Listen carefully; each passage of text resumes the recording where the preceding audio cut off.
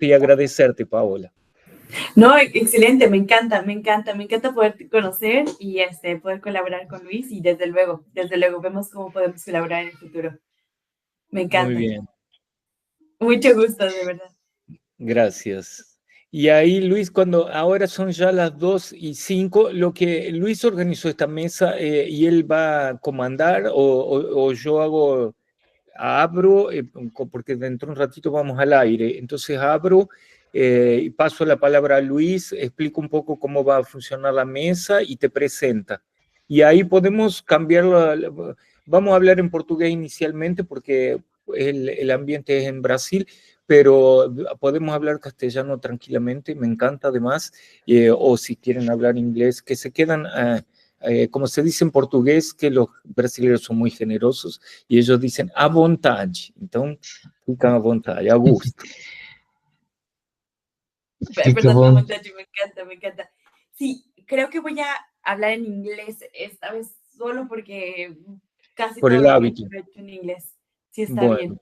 Perfecto. Y Luis, ¿qué te parece esa organización? Yo abro y ahí presentás. Beleza, Bueno, eu tô só esperando a hora. Será que a gente já tá ao vivo? y me imagino que sí. Aquí está escrito videoconferencia, ahí viene Micaela. Tenemos ya algunas personas aquí, entonces estamos nosotros y también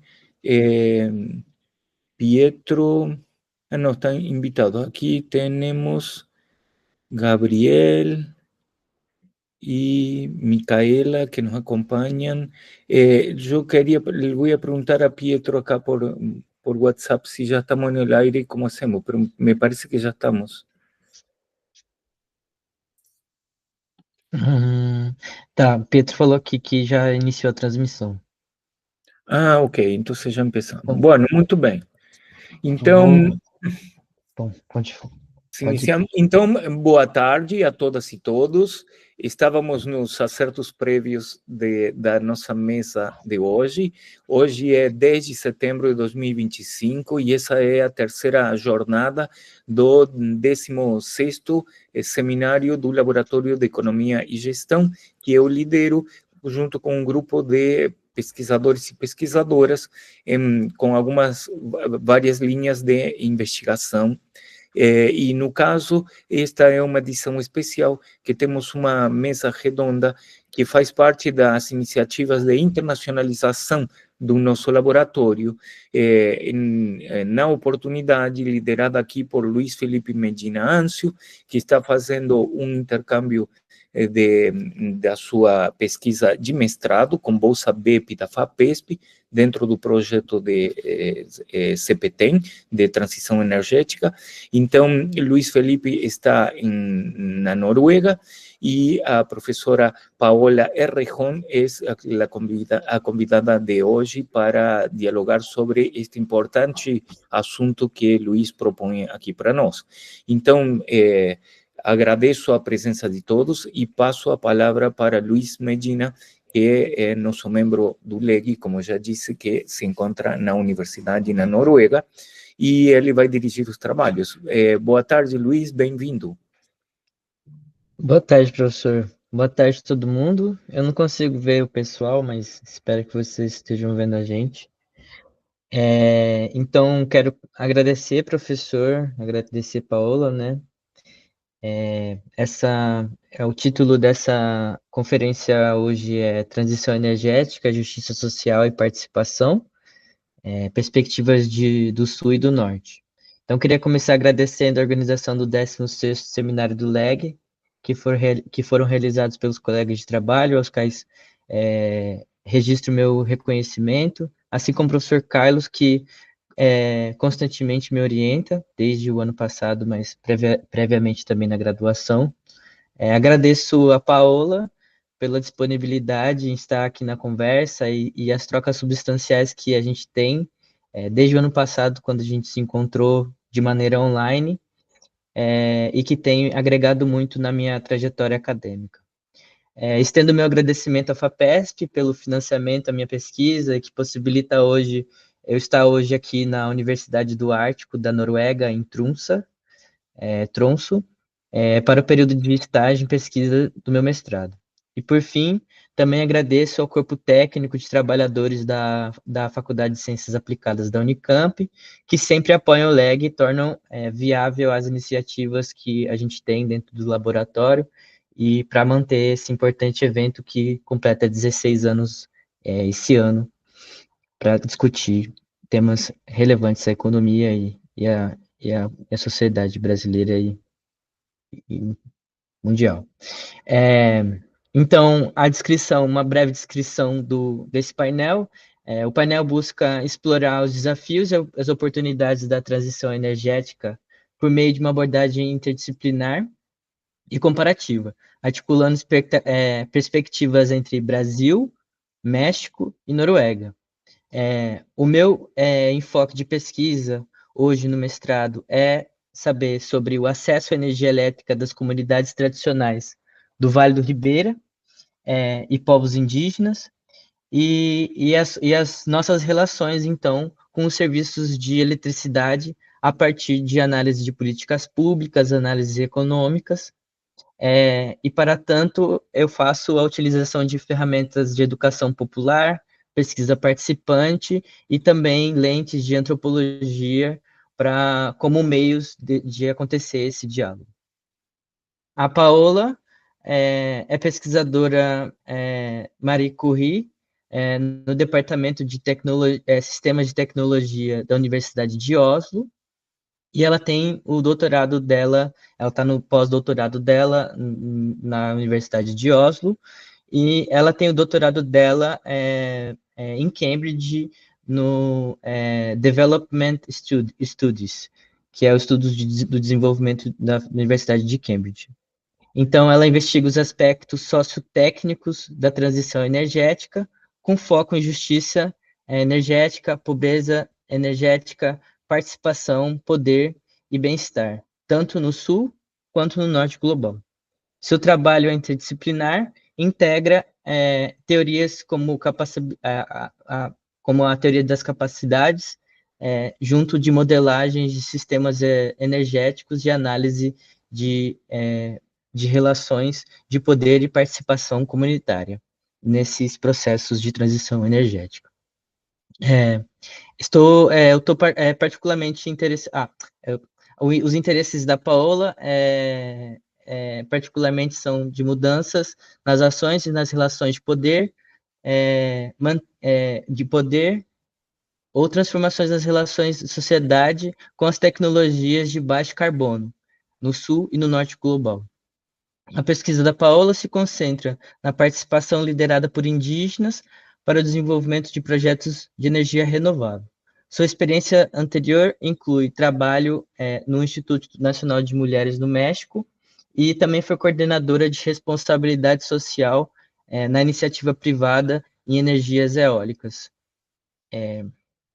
Portanto, a gente vai falar sobre a transição energética e já quero adiantar um pouco o assunto. Esse não é um assunto, parece que é um assunto novo, mas ele não é um assunto novo dentro do capitalismo e dentro da contemporaneidade que a gente se relaciona hoje. E essas mudanças têm sido compreendidas como parte de um contínuo avanço técnico associado à produção e exploração do sistema capitalista. Então, desde a Revolução Industrial, é possível identificar ao menos 3 grandes ciclos de transição energética. A primeira, da biomassa para o carvão, a segunda, do carvão para o petróleo, e a terceira, de fontes fósseis para as renováveis. Tais ciclos são frequentemente narrados como expressão de um progresso inevitável, no qual o aperfeiçoamento das técnicas de exploração dos recursos naturais seria capaz de produzir mais eficiência e, por extensão, reduzir impactos ambientais. Mas de que impactos ambientais a gente está falando? E mais para além, a nossa conversa hoje. Mas onde estão as comunidades tradicionais e os povos indígenas dentro dessa discussão? Qual é a nossa relação de comunidades tradicionais e povos indígenas com o serviço de energia elétrica no país e no mundo? e vou logo adiantando em dizer que as formas que os Estados nacionais, a iniciativa de governança global da ONU e as iniciativas privadas, junto da comunidade acadêmica, têm conduzido esse processo, perpetua as desigualdades sociais e aspectos de colonialismo energético. Portanto, gostaria de abrir a fala agora para a Paola, e queria que você, Paola, are you listening? Like, yeah. Can I keep on Portuguese? I will open the talk with you, your talk now. Yeah. Gostaria que você pudesse apresentar um pouco da sua trajetória acadêmica e os motivos que te levaram para o lugar e as questões de pesquisa que você hoje conduz. Além de escutar sobre sua contribuição no tema.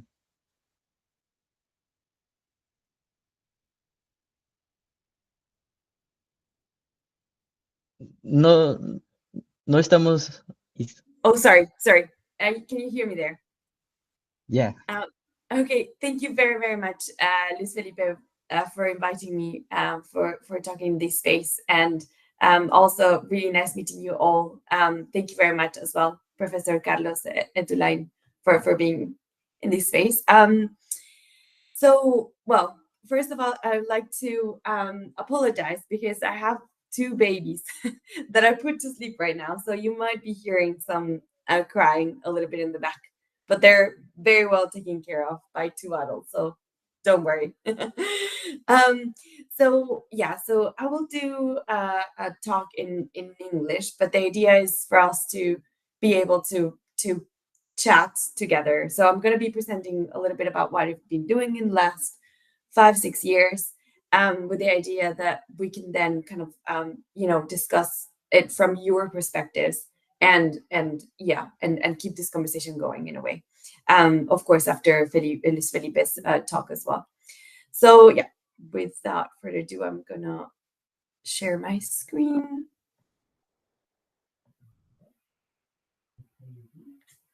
Okay.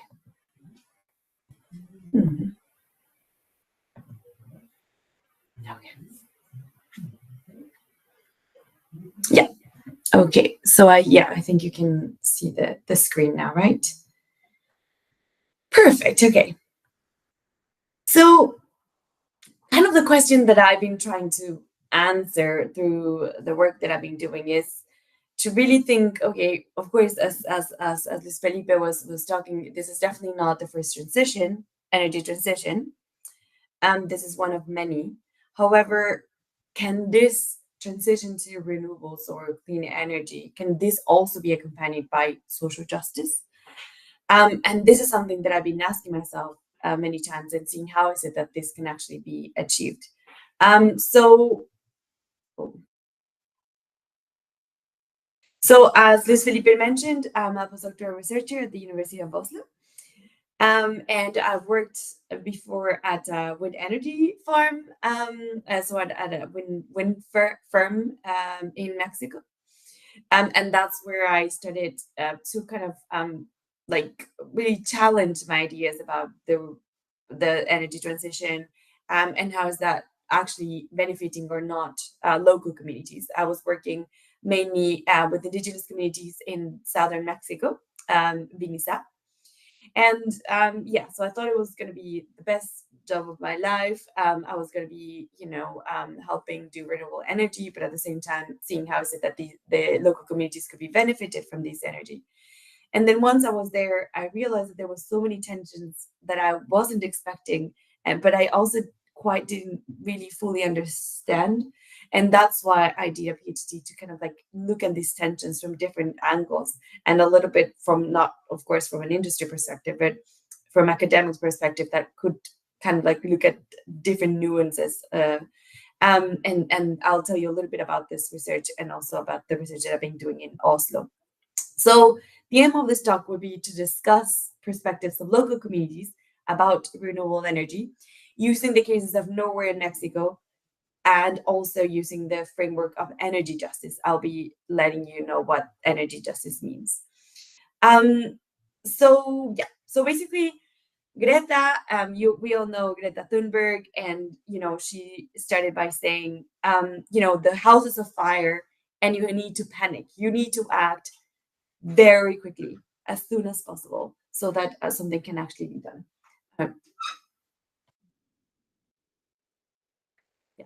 Sorry. And yes, we definitely have to act as if our house is on fire and do something as quickly as we can. But at the same time, we have to understand that every single action has implications. And usually when we do actions, as kind of like if we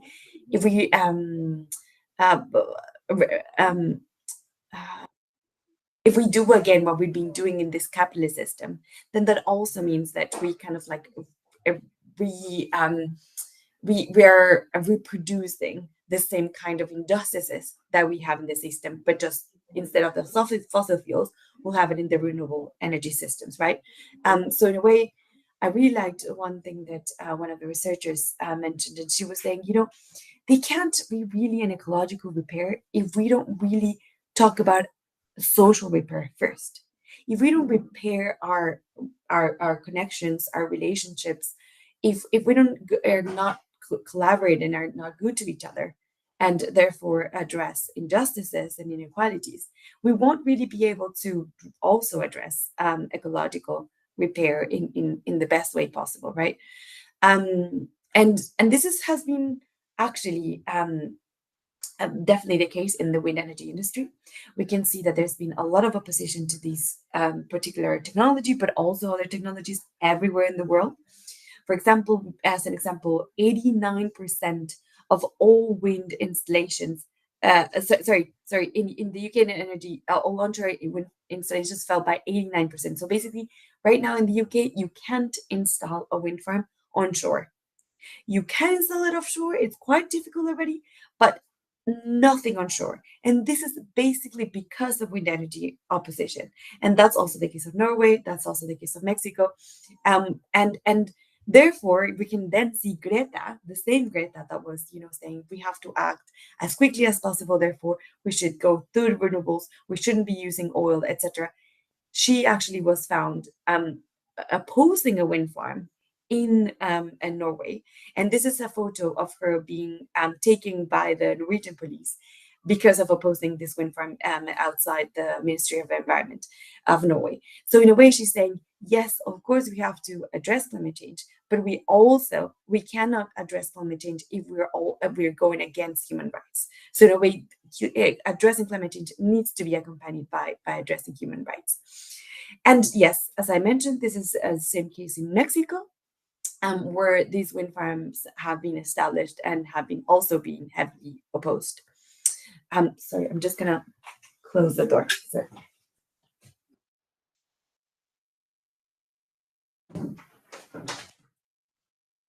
So therefore, we find ourselves with this kind of what they have called this wind energy paradox. So basically, surveys have shared how said that everyone's very excited about having new wind farms everywhere, as long as it's not in my backyard, in a way. So people are, public acceptance to wind energy is quite high. However, energy projects are heavily opposed when it's near me, and it's really interesting because there's actually been very little work in understanding the social acceptance, these processes of social acceptance and opposition, which therefore might lead to the design of solutions which are not publicly or politically feasible, right? Yes, let's do as many wind energy as possible, and then a lot of people opposing wind energy, and then what do you do? And these have been called the NIMBYs. So basically, this means not in my backyard. Is this a generic explanation for local community opposition of various types of energy? So, for example, we've seen that nuclear is causing a lot of accidents, oil as well, coal have a lot of deaths of workers. However, we see wind, and then it's kind of like, why is it that people are getting so angry about these wind turbines, right? They kind of represent this idea of cleanliness, right? This new future that we're trying to where we want to decarbonize electricity use. And to understand why is it that people are opposing wind farms, there has been a really good framework that has helped to kind of like disentangle some of these reasons. And this framework is called energy justice. Energy justice comes, this theory comes from environmental justice. So environmental justice was kind of became a new theory in the 1970s and 80s in the US. And basically it came right after the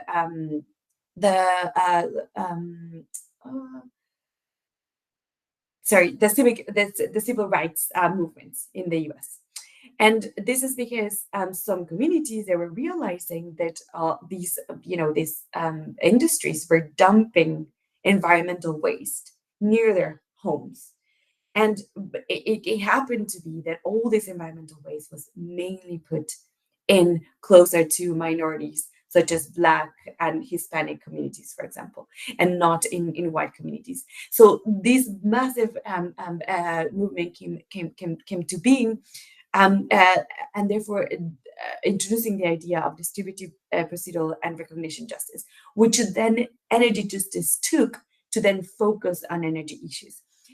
So basically, in the case of distributive justice is the basic idea of justice. So basically, who's getting the benefits and who's getting the problems, right, or the ills, and also how is it that we're going to share the burdens or responsibilities for the outcomes that we have, that we're seeing.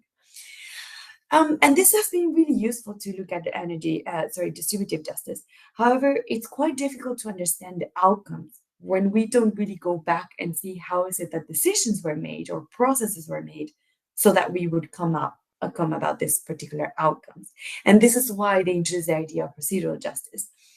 And however, they realized that procedural justice was not enough to explain decision-making and outcomes about, why is it that certain communities are suffering and why is it that certain people, or I don't know, maybe firms are benefiting, right? And they realized that introducing the idea of recognition justice would be really valuable because in a way, these theories said, you can't really participate in decision-making if you, so identities of different people represent power relations, right? And therefore, for example, ethnicity, age, gender, sexuality, and all these different intersectionalities play a really big role in who participates in decision making. Whether maybe women cannot participate because the meetings are held in the evenings where children are not put to sleep, or for example, I don't know, because of certain age, for example, etc. So looking at these different identities would then let us understand how is it that these injustices play a part in decision making, and therefore how is it that we get the outcomes that we get, right? Who is being benefited by the energy transition and who's not being benefited by it. And I found this a wonderful theory, right? But at the same time, I found two problems with this theory. The first problem is that, so we're going to be talking about justice. That's wonderful.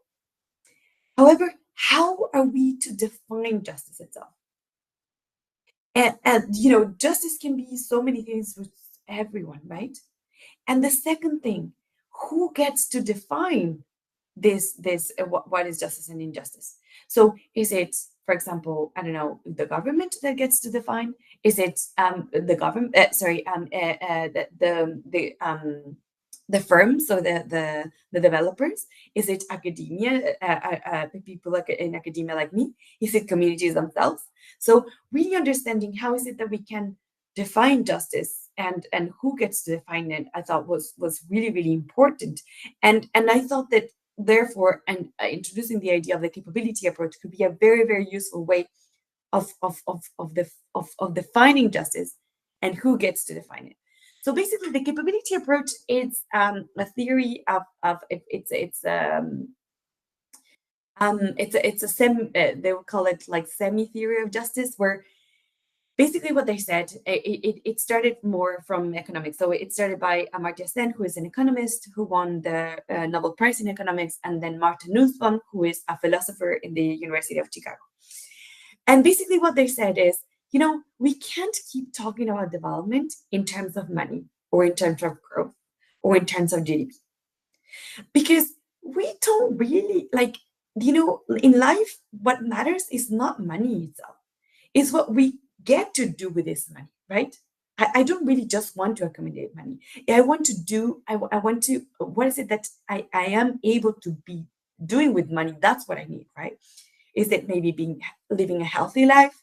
Is it maybe living, you know, having a home where I can live safely with my family? Is it having relationships? Is it having spare time to go on holiday and then be able to relax, for example? So he's like, okay, let's then focus on these aspirations and not focus on money anymore, right? That was the first one. The second thing that he said was, you know, and these aspirations are going to be very different from one person to the other. So if I go and ask what well-being is or what aspirations does someone has in Mexico, it's going to be very, very different than in Brazil or in Norway or in India, right? So he said, you know, therefore, development should be about reaching these aspirations. So not focusing on the money, but focusing on aspirations. And therefore the policies that the government should do, and, you know, society and should do, are kind of enhancing the opportunities for people to reach out these aspirations. So does that one an example? So I value, for example, higher education, right? Having a higher education. So the government therefore allows me the opportunity of achieving this capability. So this aspiration or capability. So this is kind of a different way of calling a capability. And in my case, I decided to go forward and do higher education. Someone might not be interested in doing that, but someone might be interested in doing something completely different, right? And also has the opportunity of doing that different aspiration. So basically he's and I thought this would be a really useful theory to understand justice, because if we therefore look at aspirations of people, then what if, okay, so therefore justice becomes seeing whether whether people can actually aspire to do certain things or not would be the injustices and the justices. And who gets to decide these justices and injustices? Well, ourselves, right? Not anyone else but ourselves. And in this case, for example, we're talking about a particular community that is being affected by a wind farm. Then it's the community themselves that get to decide these aspirations and see how is it that they are being fulfilled or being helped to be fulfilled or not, because of, for example, the introduction of a wind farm. So this is how then I came to see justice. And so how is it that we try looking therefore at these justices and injustices, and how is it that they shape the way we look at renewables? And the first case study is Mexico, which I'm going to spend a bit more time in looking into. So basically in Mexico, we can see a map of Mexico to the left. There's a map of the wind resource in Mexico, so we can see in blue the places where there's the most wind, and we can see particularly here in the south. It's called the Istmo of Tehuantepec, and it's a place where the wind is so strong that it whole trucks just fall flat because of the wind. And they actually have to go together. Two trucks have to go very, very together, because otherwise, if one of them goes by itself, it's tilted by the wind. So it's really, really strong, and it's also very laminar, and that is wonderful for wind because it's not turbulent, right? So you just want really, really strong wind that it's not going to be turbulent and it's going to affect the machine. So there was a really big energy reform in Mexico in 2013 that allowed private actors to come and invest into the energy system of Mexico. Before, it was completely nationalized, and in 2013, so certain utilities from all over the world can come and invest and get money out of these investments. So basically, they said, "Oh, this is wonderful wind. Let's go. Land is going to be pretty cheap. You know, renting land or even buying land is going to be very cheap. So let's go put our wind farms there, generate a lot of electricity and therefore money, and then bring it back to our spaces, right? So a lot of companies such as Acciona, Iberdrola, EDF, so Electricité de France, Enel, which is the Italian utility, are also some other Mexican utilities such as Grupo Mexico came in and started investing heavily in this region. However, they were faced with a lot of opposition. And they were also very impressed about this opposition. They were like, how? But like, we're offering twice as much rent it's 4 times. So basically they said, okay, how is it that how much are you making for your crops here? And then, I don't know, 1,000 reals, for example, I don't know. And then I'm going to pay you 4,000 reals so you can rent. So it was 4 times what they were paying. And they could keep on also doing agriculture and another economic activities. So their activities were not even going to be affected. So for them was like, of course, it's going to be a win-win, right? But then they realized that there was a lot of opposition. So how is it that we were trying to understand this opposition? So we picked up 3 particular communities. All these communities are small municipalities. They have between 10,000 to 15,000 people. All of them have indigenous, a large proportion of the population is indigenous, and all of them have wind farms and have plans for future wind farms. The difference, though, within these municipalities is that in the case of El Espinal, people have been quite accepting of wind energy. They're happy to have these wind farms. They're happy for more investments to be done. In the case of Unión Hidalgo, they absolutely hate them. They have these 2 wind farms already, and they wish that they never had accepted them in the first place. And they have these 3 other projects that were going to come in, and they're already being canceled. In the case of Santo Domingo Ingenio, it's kind of like a mixture. So even though there's wind farms and they want some more wind farms, there's been a lot of tensions with landowners. So therefore, looking at these kind of different levels of acceptance and opposition, that we could also therefore see what is it that is happening. So basically, there's what we did is we first did semi-structured interviews, 103 of them, and then we also did a survey. And what is it that we asked? We asked 2 things, and mainly, of course, we asked many other things, but mainly 2 things. First, what are the most important elements of a good life? To understand, therefore, people's capabilities. So people's aspirations. What is a good life for you? And therefore, to what extent is it that these wind farms are contributing or not to this good life that you have reason to value? So this is where the 2 things that we were asking. So interestingly enough, in all 3 communities, it was very similar what they said. So most of them were really, really worried about health. They were saying, if you don't have health, you don't have anything else. They were also really focused on family. They were focused on jobs. They were also focused on education, a good environment, housing, eating, safety, and happiness. But the 3 that people, all of them were talking about was health, family, and jobs. And if we then see how is it that these different dimensions then are aligned or not to how they perceive wind farms to be contributing to these dimensions or not, we can therefore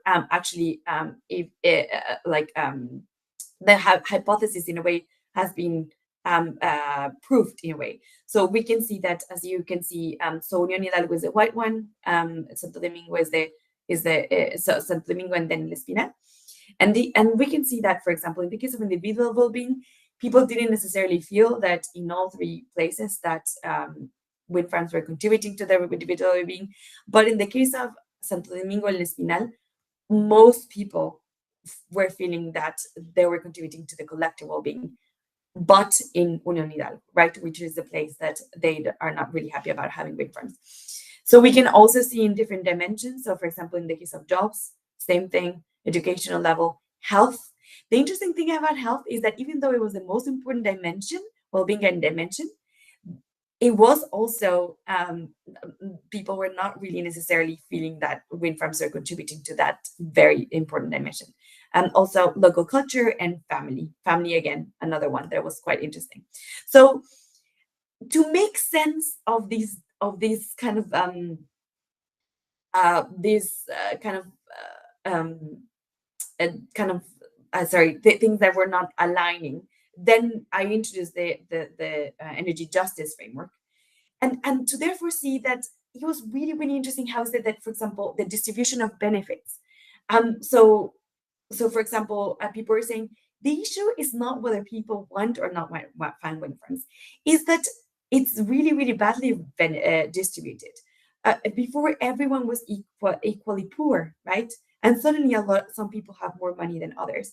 And this really affected families. And as we said, family is the second most important dimension. So they were saying, the women in these communities, so men are the ones that work the land, and women are the ones that take all the produce to the market. And the women are the ones that therefore get the money out of all this produce, right? And then they go back to their homes and they distribute this money. However, wind farms were coming and they were saying, okay, who is the owner of the land? And basically, in general, the community was the owner of the land, but there were certain men that had titles over the land, right? So this is a whole different also discussion that was really, really interesting. How is it that collective and ownership and private ownership? But okay, in this case, they were like, okay, so we're gonna therefore do contracts with only these men that have the titles. And you, male that have the title, you're going to get a bank card where I'm going to make a deposit every month to pay you for the rent, right? So this idea of even banking was introduced that was not that wasn't existing before in the community. So therefore, this one person within a really big family had hold of this card that no one had access to, and therefore he could completely distribute. So he had all control over this new money, right? That created so many tensions within families, so many tensions, because who had actually the title was contested. It was maybe one of 10 brothers, or it could be the dad and not the sons, for example, or etc. So, or also, of course, the women, right? They were not having titles of land, so they were not getting any of these benefits. And therefore, many of the people in the community, they were saying, we're going to be fighting so much within our families, which is so important for us, then we might as well not have wind farms around us. So this was one of the things. And the other thing that was really interesting is this idea of health. So basically, as I said, mentioned, health was the most important dimension. And people were genuinely worried about how is it that these wind farms are going to affect their health. They were saying, before there was not as much cancer in the community. And, since the wind farms have arrived, numbers have been going up. And these worries were heavily dismissed by developers themselves. They were saying, of course, wind farms don't have cancer, and we're not even going to get into that. And they were just laughing about it, right? And this is really, really complicated because, yes, it could be that wind farms are not causing this cancer, but you need to make, you need to give the time to first confirm this situation and provide the information necessary so that works are addressed, right? So those are examples for distributive justice. In the case of procedural justice, it was so interesting how he said that when we were interviewing, about 70 to 80% of all people wanted to participate in decision making about how is it that these wind farms were built. They wanted to be informed about where were they going to be done, what were going to be the impacts, the environmental, etc. And they were not getting this information, and they were also not being invited to decision making spaces. Only about 12% of all these people that we interviewed were invited to these decision-making spaces. So that was also creating a lot of tensions. And the third one is this idea of recognition justice. So, it's really interesting because these wind farms were coming from the same places where Mexico was colonized before, right? So these utilities were mostly from Spain and from and from France, And therefore, and they were coming and they were kind of like making this, what the community were saying that how they would describe is this story is by telling the story of the little mirrors. I don't know if that's the case of Brazil as well, but they were saying, they came and they just sold us these little mirrors, as they did when it was the colonization, and we're again lost. So basically, what happened is that what they say that happened is that these colonizers came in, and they had a lot of gold, and they showed them these little mirrors, and they said, these are as valuable as gold. So they gave them the mirrors so that they would get the gold. And eventually they realized that it was just glass, that it was covered in the back, and therefore that would make the mirror, and that was that it didn't have any value. So they were kind of saying, probably these wind farms are the new mirrors. They're again coming to take control of our lands and selling us ideas that we don't necessarily quite understand. And in the end, we're going to be the worst of the situation. So we're going to be the big losers about the situation. So in a way, how is it that developers were not necessarily recognizing these previous power dynamics that were completely unequal? And how is it that by not recognizing this previous power dynamics, they were replicating the same power dynamics in now? And therefore, people were saying, if you're not going to respect me and dignity is not going to come to the forefront, then I'm not even going to negotiate with you. Not even if that means that I'm going to get that I'm going to lose so much money, and I'm going to lose so much access to whatever you say, or I don't really care. If you're not going to talk to me with respect, I'm not going to engage. So this was kind of, we realized that this was a really, really important reason why I said that opposition was happening. And then we realized that, therefore, if we then look at the different reasons for opposition and acceptance, we can see that distributive justice came kind of like in the first part of the iceberg, where, when we were asking people, what is your perspective about wind farms, they would immediately talk about jobs, they would talk about education, health. But when we were like really kind of like going deep into, okay, why is it that you're worried about health or the environment, then you could actually see that, that it wasn't necessarily birds that they were worrying about. It was that, how is it that this money was being distributed? How is it that they were not being invited to the table? They were not being treated with respect. That was the most important thing that would kind of like go more into something that we didn't see in the iceberg, right? It was a massive part of the iceberg, but we couldn't really see that because it's of course, it's very ingrained in us, our identities and talking about dignity, etc. So there were a lot more visible and hidden spaces of tension. So yeah, I'm just gonna briefly talk about Norway. So we're trying to do the same thing in Norway. In Norway, there is already 90% of all the electricity use is renewable, so it's made through hydroelectric power. However, there's been this move towards electrification of other sectors, or for example, aluminum. There, of course, electric cars. They're moving into electric cars, so they would need, the amount of electricity will go up a lot. And one way, and that instead of using fossil fuels, they're saying, well, we have really great energy, wind energy resources. Why don't we tap into those, right? So they thought it was going to be really easy. And again, it has been faced with a lot of opposition.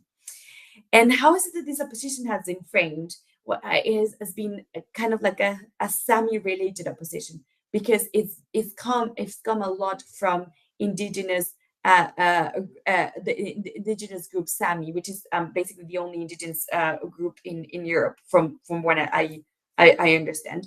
And we're saying, well, in this study, okay, yes, let's look at capabilities again. Let's look at people's aspirations to understand these different reasons for this kind of like mismatch between how is it that this wind energy transition is being introduced, and how is it that people are opposing the ways in which it's being introduced. But however, we said, okay, let's definitely pick a Sami use land. So it's the case of Voldsfjord in the north, and let's use a non-Sami space as well.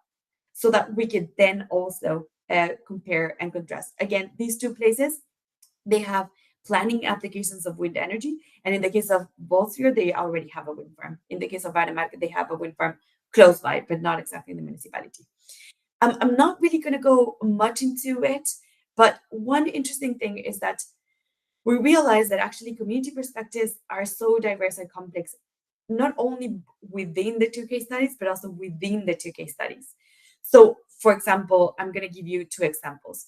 One example is understandings of land, and so kind of like different ontologies or worldviews about knowledge itself or about perspectives itself. So, in if you talk to non-Sami people in Voldsfjord, they would say, that place where they want the wind farm is and where they want to do the wind farm extension, we don't really care because it looks like the moon. Literally, they said it looks like a moon-like landscape. It doesn't have any greenland. It's quite cold. We never really go there. It's really windy. We don't really care about that place. So we really don't mind having wind farms there. And they would say, actually, and probably it won't really affect any Sami reindeer herders because, as you can see, there's not much vegetation. So what is it that the reindeers will actually eat, right? But then when we interviewed reindeer herders in Norway, in these spaces in Båtsfjord, they said, these places, yes, it's not used for reindeers to eat, but what is happening is that because summers are becoming warmer and warmer because of climate change, reindeer are becoming very stressed because of this heat. And these are the only spaces where reindeers can go and have the air needed to cool down. And also, again, because of climate change and warmth, there's a lot of flies that we used to didn't have, and they really, really stress reindeer. So again, they go there because it's really windy, and the flies, so understanding these different ways about looking at the same place of land within the same place, the same municipality, can be quite interesting to understand. Therefore, perspectives about wind energy. And then again, in the case of Vademark, people are saying, we don't want wind farms because we want to preserve this pristine nature that we're very linked to. So for them, it was very, very important to kind of like open the window and look at this beautiful forest. And they were feeling that wind farms will impose or take out this view of the forest. However, so they were worried about roads and how is it that roads were going to be built, etc. However, they were not necessarily worried about cabins. And this is something that in Norway, basically everyone has their home, and many people also have a cabin. So they were saying, cabins are fine. And actually, cabins were having the same environmental impacts as these wind farms. So looking at, therefore, understandings of maybe also benefit distribution could be quite interesting in, therefore, saying, okay, yes, we're talking about the environment, and that's very important, but let's maybe talk about what's maybe really happening underneath, which is that certain landowners are getting most of the money and not other landowners, and also the municipality might not actually be, for example, benefited. So interesting enough just to look at kind of like, yes, people have different capabilities. In the case of Mexico, as we said, it's more about living healthy lives, family relationships, having a job, attaining an education. And in the case of Norway, it was more about preserving nature, landscape permanence, so making sure that the landscape stayed the same as before, and activities that were related to nature, such as foraging mushrooms, fishing, hiking, skiing, and also being able to stay close to home. So having activities that would not make me go to Oslo. So that's so just to conclude. So some of the factors that we realized that they're affecting community perspectives about renewable technologies. To understand these, it's important to look at the extent to which these changes to the energy system enhance the capabilities that people have reason to value or their aspirations. The extent to which the process of introducing these new technologies pay attention to understanding, engaging, and integrating local cultural values and worldviews and needs. And then finally, the extent to which government ensures the inclusion of local people in defining these projects themselves, but also making sure that the industry actually, fulfill their promises when they've made decisions. of course, redressing any kind of negative impact of these developments. So yeah, so that would be the end of my talk.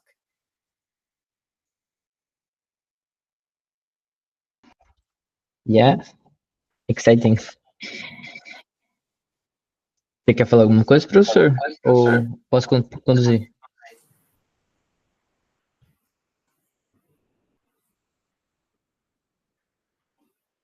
Acho que Sim. posso. Inicialmente, queria agradecer a fala da Paola, excelente, e me referir ao fato de que ela tem um importante trabalho junto às comunidades, e no caso da pesquisa do Luiz, que ele vai adentrar no assunto, ele também enfrenta a questão da transição energética e a voz das comunidades que precisam dela e que muitas vezes ficam excluídas.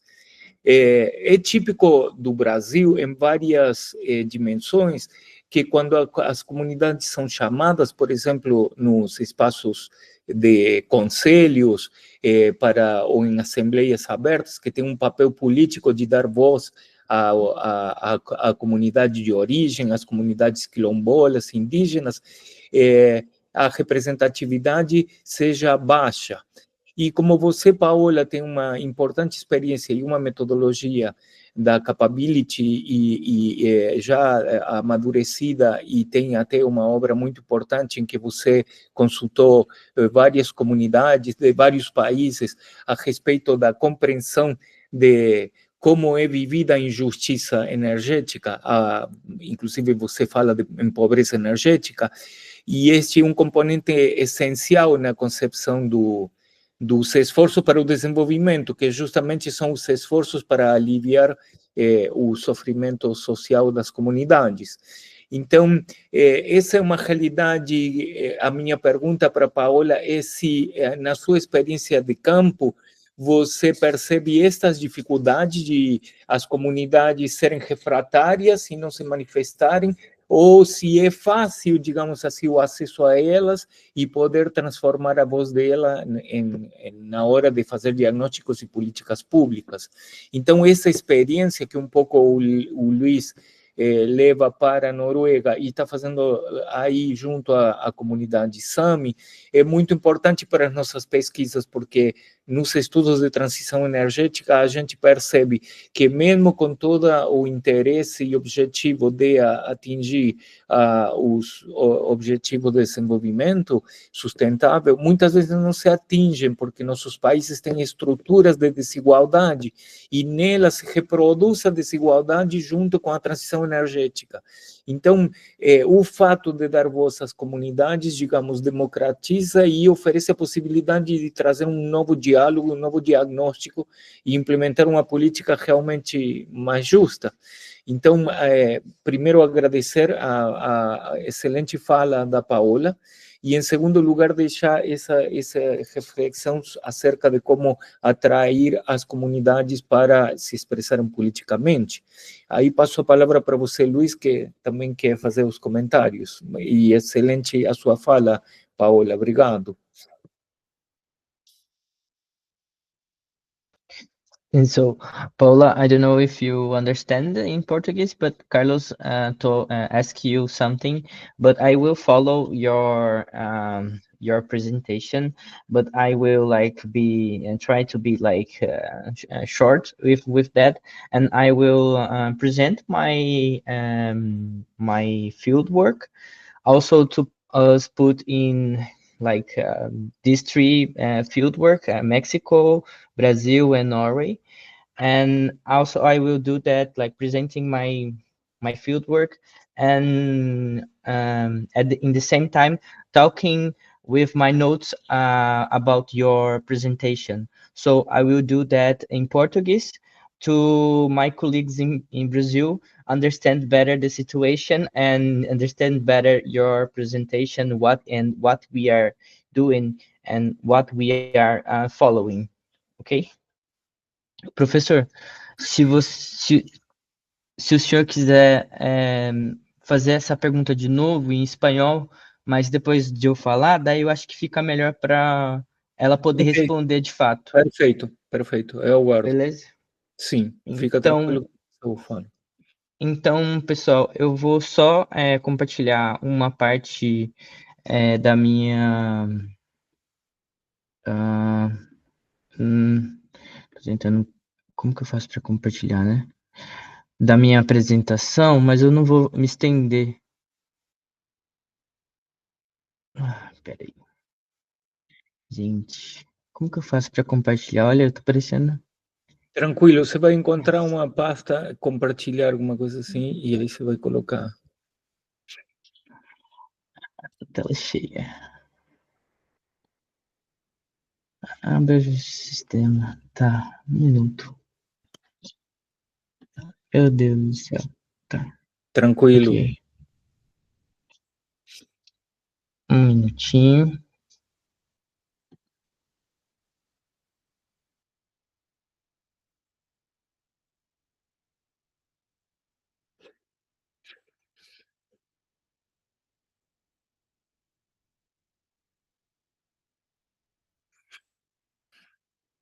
Luiz, enquanto você tenta colocar sua apresentação aqui na tela, eu vou falando em espanhol para a Paola, ok?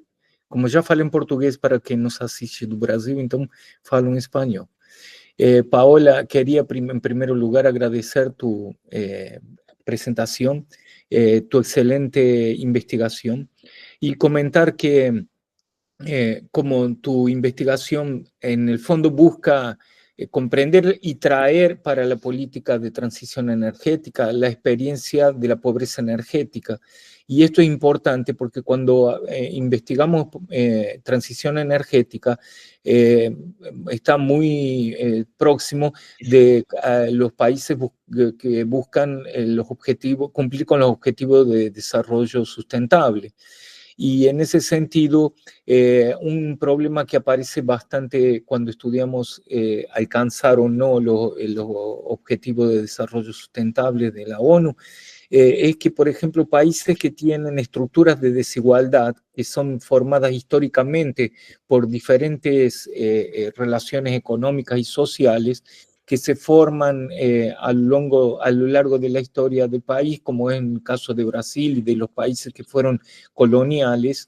Entonces tienen unas estructuras de desigualdades que cuando vienen los movimientos de transición energética y las políticas que apoyan el uso de energía sustentable, muchas veces reproduce la desigualdad, todo justamente lo que no se pretende hacer.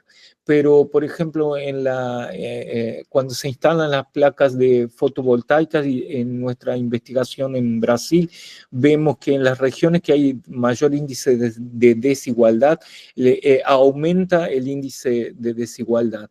Entonces, muchas veces la política de transición energética no consigue vencer las estructuras de desigualdad que reproducen la pobreza. Y en ese sentido hay una salida política muy interesante que es darle voz a las comunidades que son afectadas, como quilombolas y especialmente comunidades indígenas. En el Brasil tenemos varias otras comunidades como caizaras y que buscan y que sufren de esta desigualdad y que buscan una forma de tener energía limpia y por tanto enfrentar la pobreza y la injusticia energética. Y tu experiencia es de haber estudiado varios países en este sentido, buscando dar esa voz a las comunidades. En ese sentido, te felicito tu excelente presentación, porque para nosotros es de gran interés. Y sobre todo, como vos tenés una experiencia muy grande y de tenés una obra que investigaste en 20 países viendo estos problemas, te pregunto cómo que trabajás este tema en la práctica, en campo, en el sentido de que en Brasil muchas veces cuando se abren las oportunidades de tener consejos que tengan participación de las comunidades, a veces no participan, hay que hacer un trabajo, no es tan simple esa participación, no es apenas decretarla por ley, por ejemplo. Entonces, lo que nosotros muchas veces vemos en nuestras investigaciones en Brasil es que a veces hay una ausencia de la sociedad civil, no solo de quien organiza la política de arriba para abajo, sino también de la propia ausencia en audiencias o en reuniones de consejo en donde deberían estar. Entonces, te pregunto si en tu experiencia tan rica e interesante en varios países has notado el mismo problema. Y ya agradezco. Pero ahora también ya Luis colocó su tela para presentar, entonces tal vez pueda quedar mi comentario para después de la presentación de Luis, si te parece. Valeu, Sí, me professor. parece perfecto. Claro. Pero muy buena pregunta. Gracias. Luis. Obrigado, professor, por ter feito a pergunta em espanhol. Acho que a Paula vai conseguir responder melhor. Eu só vou fazer isso de maneira breve, porque só para colocar essa perspectiva em comparação, então, para os colegas que estão assistindo a gente, e também falar isso baseado nas notas que eu tive da apresentação da Paola.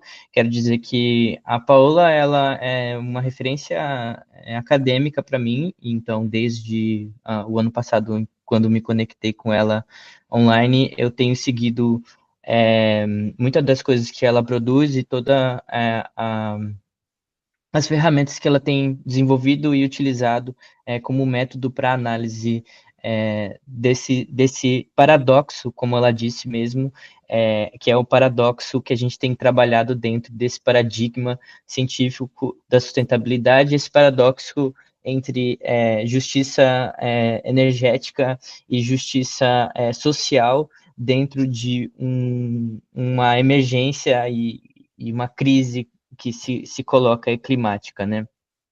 E algumas perguntas que a Paula acaba fazendo na própria apresentação dela são perguntas que eu, consequentemente, não necessariamente porque vi e conversei com Paula, mas que a partir do momento que a gente pensa a transição energética no contexto brasileiro, e aí voltando para o recorte de campo que eu faço, que é o Vale do Ribeira, também são perguntas que eu acabo tendo e a todo momento, que quem está se beneficiando com a transição energética e quem não está, e quem está se prejudicando com essas transições energéticas, uma vez que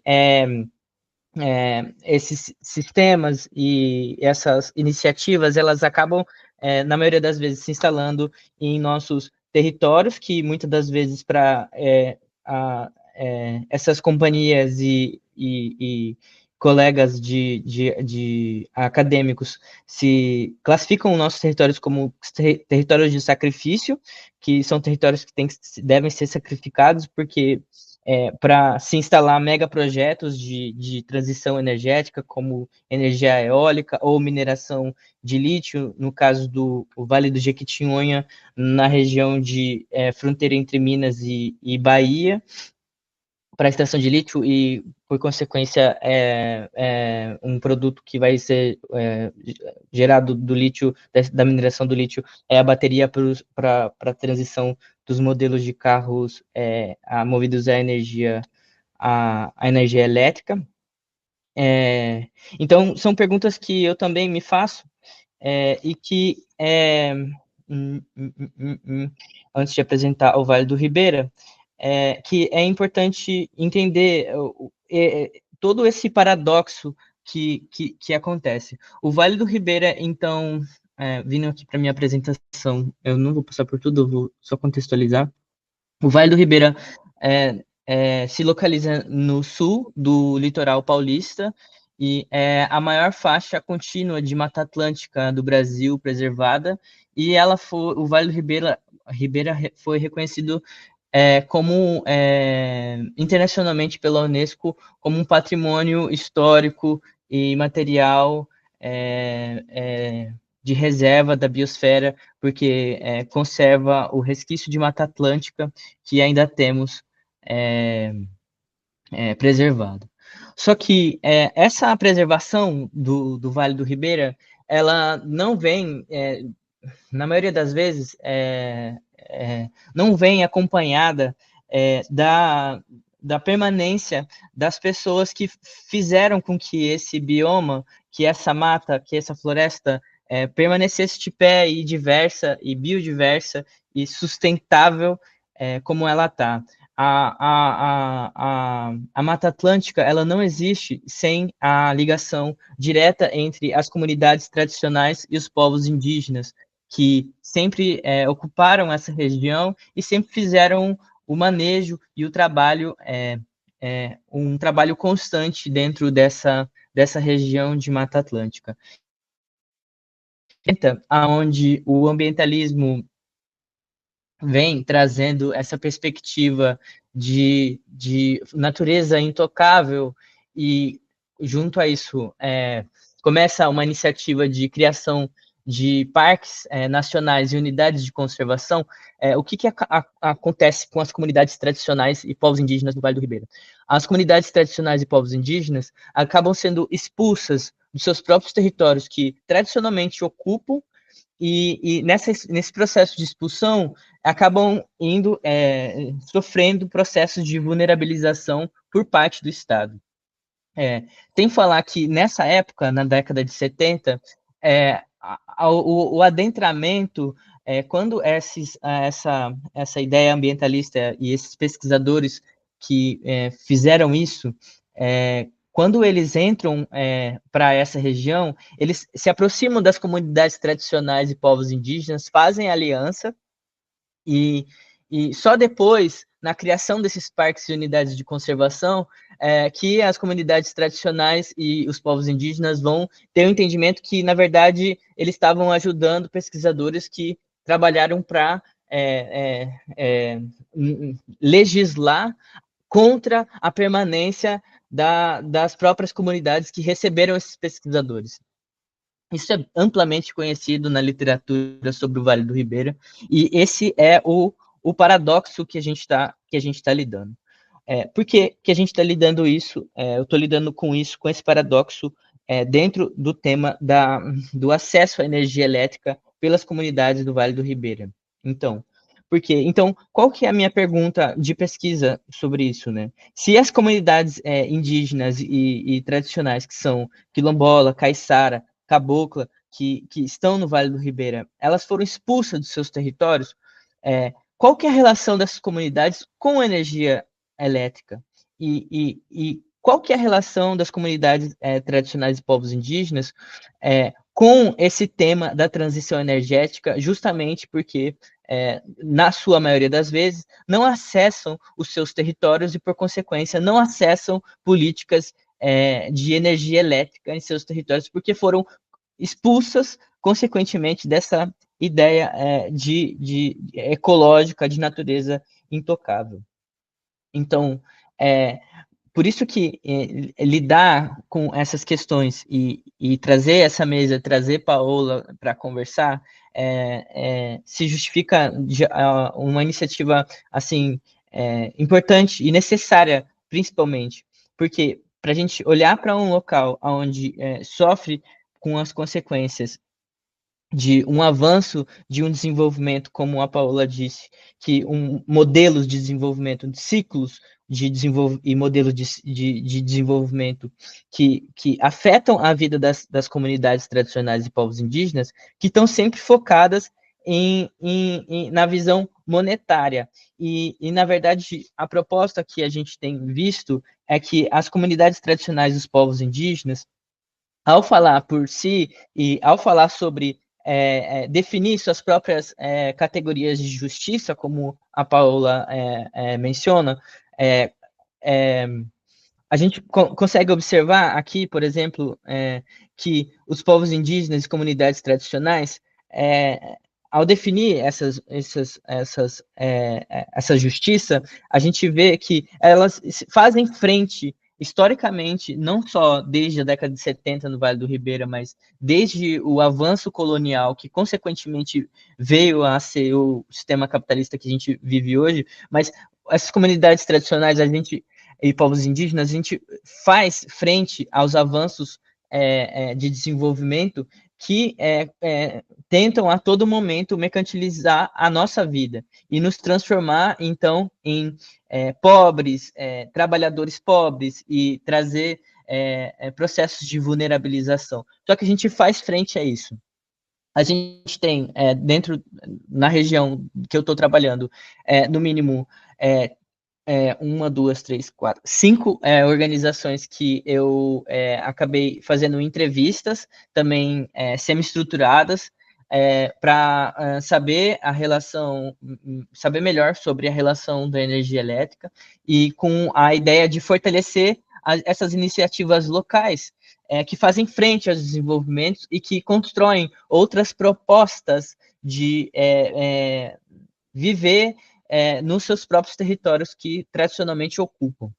Esse é o exemplo do Fórum de Comunidades Tradicionais e Povos Indígenas do Vale do Ribeira, com quem falei na figura do Dauro e da Adriana, que são presidentes do Fórum, que reúne todas as comunidades e representam as comunidades nos debates sobre sustentabilidade, enfim.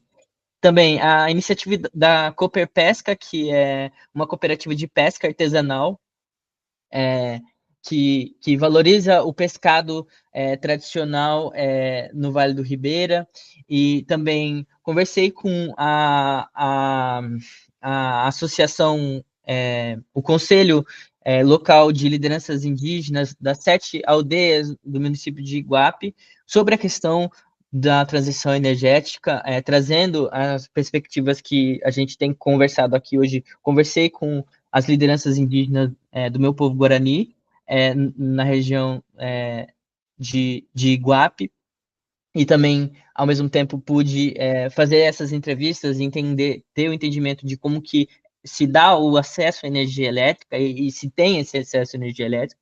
Também pude conversar com a Associação de Jovens da Jureia, que também faz frente a projetos de desenvolvimento e faz frente a uma linha de atuação na educação, principalmente uma educação diferenciada desde a década de 90 para comunidades caiçara, na valorização da cultura caiçara e quilombola indígena, nessa perspectiva de educação diferenciada e que tem se enfraquecido cada vez mais por conta da atuação do Estado Nacional, infelizmente. E também conversei com representantes do Quilombo Aldeia, que é um quilombo também na região de Iguape, enfim. Tudo isso para botar na perspectiva da onde a Paula traz, e a ideia de que as comunidades tradicionais e povos indígenas elas estão organizadas, não é de hoje, e elas estão trabalhando sobre temas como transição energética, só que pouco são valorizadas ou pouco são, quase nada, na verdade, acessam aos recursos e os pacotes financeiros que os blocos econômicos dos estados destinam para essas iniciativas. Eu falo isso porque o Brasil, enquanto bloco econômico latino-americano, enfim, ele em Estado Nacional, ele sempre se posiciona no debate internacional no sentido de negociar valores em prol dessa sustentabilidade, em prol do desenvolvimento sustentável e em nome de uma transição energética, e se utiliza dos territórios que são tradicionais, dos territórios de floresta de pé, que são territórios de comunidades tradicionais de povos indígenas, para conseguir fazer suas negociações econômicas. Só que quando esses montantes de recurso são destinados efetivamente para o Estado e redistribuídos nessas políticas de governo, as comunidades tradicionais e povos indígenas não acessam a esses fundos. E isso se difere de organizações capitalistas, por exemplo, complexos industriais ou fazendas de soja e milho, de gado, complexo de mineração. Isso se diferencia que essas iniciativas privadas, elas acabam se beneficiando de montantes que são destinados para lidar com questões de justiça social, para lidar com questões de sustentabilidade, mas o modo que ele se opera, nunca quem está na base, não consegue ter acesso. Então, e essa é uma lógica que ela é feita para funcionar assim. A partir do momento que a gente tem reivindicado desde a entrada dos povos indígenas na Constituição, visto como cidadãos, né, da Constituição de 1988, a gente tem reivindicado constantemente a autonomia e a autodeterminação. Essas são as bases dos direitos indígenas e, de certa forma, os direitos originários de toda a comunidade tradicional, e que a gente busca o reconhecimento e o respeito do Estado pelos nossos modos de vida. O que acontece, por exemplo, em comparativo com o povo Sami aqui na Noruega, e que Paulo estava explicando, o povo indígena Sami aqui na Noruega, que é o único povo indígena na Europa, e não sei se todos têm esse conhecimento, mas são verdadeiramente os pastoreiros de rena. E esse pastoreio de rena tem uma relação ontológica, como ela estava dizendo, na identidade do povo Sami.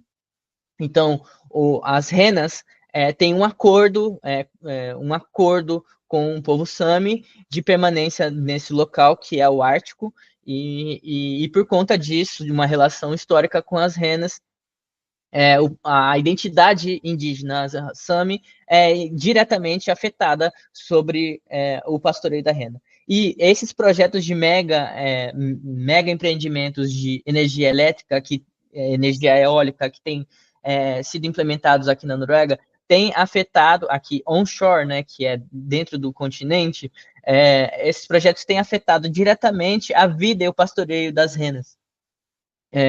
Isso, para a comunidade indígena Sami, é a mesma coisa que o não cumprimento, a violação dos seus direitos. Da mesma forma que acontece no Brasil, no Vale do Ribeira, constantemente nossos direitos são violados em prol de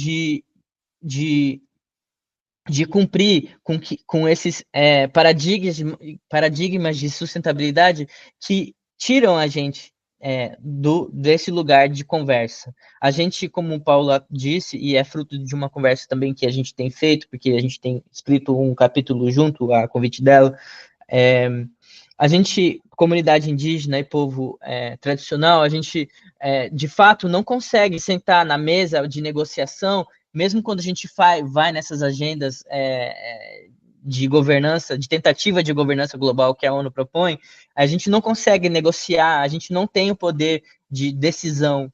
Sempre que a gente ocupa esse espaço é por uma questão simples, simples de questão de raça, mas nunca a agenda está aberta para a nossa contribuição. Sempre que a gente chega, a agenda já está fechada, os pacotes já foram negociados, a destinação também já foi negociada, e a gente está ali só para legitimar um processo que a gente não entende muitas das vezes, ou se a gente entende, a gente não tem força e poder para decidir. Então, é basicamente isso que eu queria dizer e queria agradecer mais uma vez, Paola e Carlos e todos que estão aí. Não quero me estender também, porque acho que é bom a gente conversar. Muito obrigado, Luiz.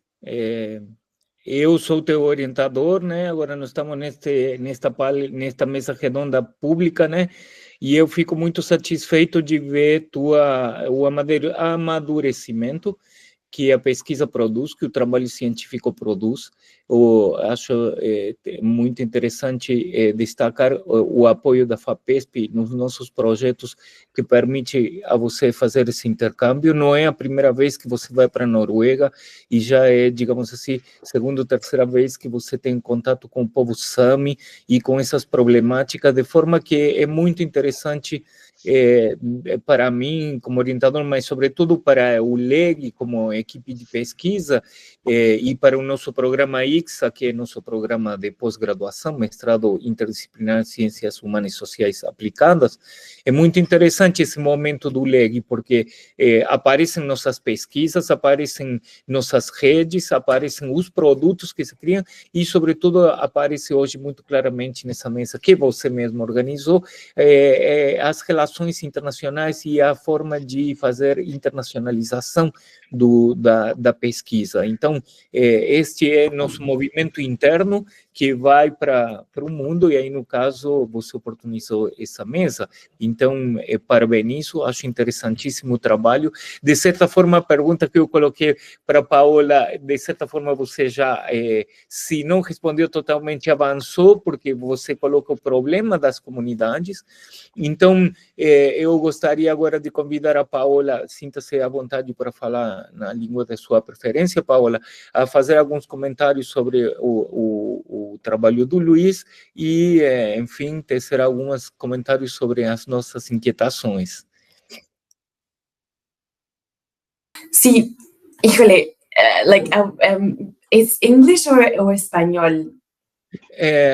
You can speak English, English if you is better. prefer. What you Yeah, want. for everyone. So it's super interesting, Luis Felipe. Like, it's sad that I couldn't understand fully because of, I think it's Brazilians understand Spanish better than we understand Portuguese. But I got and it's quite interesting how I said that what you're seeing is very connected to what I'm seeing in Mexico, and how is it that exactly as Professor Carlos said, how is it that inequalities are being reproduced the system because of the system where they're already ingrained, right? And I really like your question, Professor, about participation, because that's exactly the question that I'm trying to answer right now. So when we ask people, would you be interested in participating? Most people said yes, in Mexico and in Norway. However, in Mexico, only when we did this research, and we gave back the findings, and only when we used to have groups, particular groups, then it would be okay. But if we did public meetings, people wouldn't come to listen to the findings or listen to, because they were really when we did this really long interview, some of them would be like 2 or 3 hours. They were like, yes, please come, tell us what you found, tell us, and then no one really came. And this was not because they were not interested in the findings themselves, but because there were so many tensions within the community that they were worried that by discussing these tensions, and the tensions would become even bigger, or they were kind of like avoiding conflict. And that's something that is happening in Norway too. So right now, we again went back to the communities and we said, we have findings now. We've spent 6 months translating, transcribing, analyzing every single word that you said. We've put all this into a report that we want to present to you. And they're like, send me the report, because I don't want to be participating in a discussion, in a public discussion, because there's so many tensions. So that's actually something that I wanted to ask everyone else here at Unicamp. What has been your experiences regarding to that? What do you think can be done regarding to that? So it would be wonderful to hear your reflections about, because yes, everyone says participation is the answer, but clearly there's a lot more happening into it that it's not that easy. Você quer responder, professor? Tá. People is always like open to talk about participation, but I think it's difficult to find real interest in listen, and also and after listen is difficult to find a person who is open to to understand the real condition who we are in the local in our local territories, and cause people is more interested in like do them works, you know, not in like not in listen us, like coming with like frameworks like with academics methods and all the like sophistication in academia, but they are not always ready to come to our territory like naked without these methods. First, in the first time when you come into our territory, it's like important come here without a vision, without vision of economics, without intentions of academic way, just to try construct a good relation. So after that, if you can construct this affective, and I always talk about this. I told you, Paula, last days about like construct like affective relations.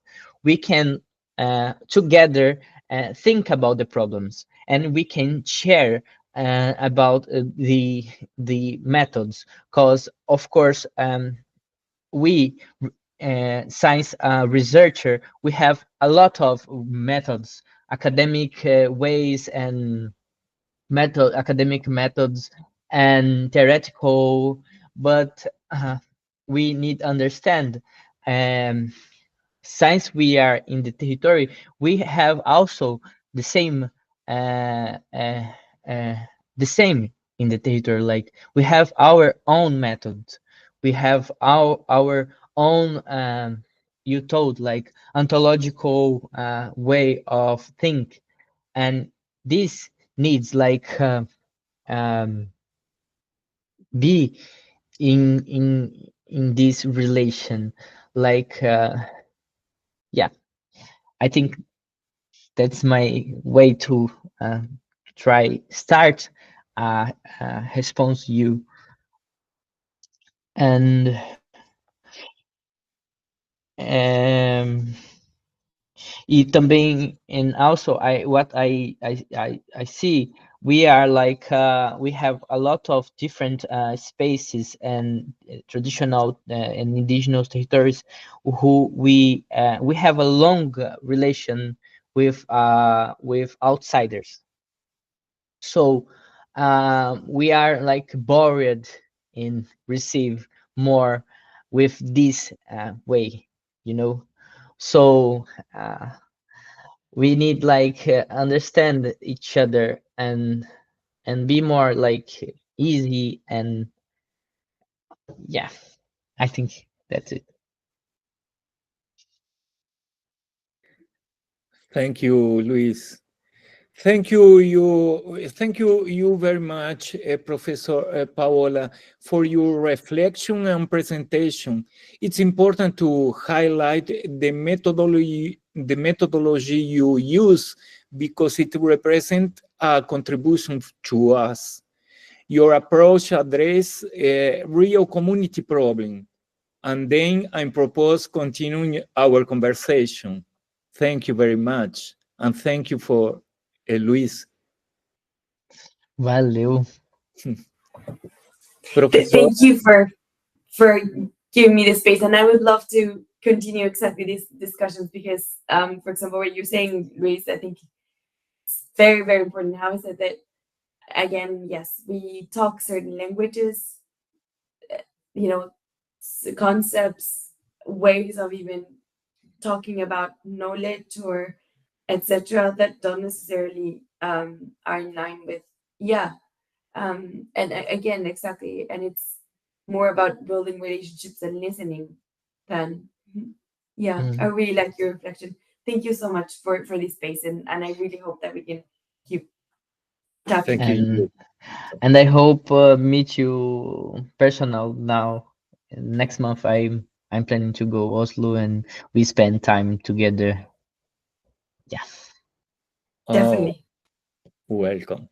Perfeito. Então, muitíssimo obrigado. Agora, falando para o nosso público, muitíssimo obrigado pela presença, por essa oportunidade de termos essa conversa inicial da pesquisa com a professora Paola, e agradeço muitíssimo ao Luiz Felipe, que organizou essa mesa dentro do 16º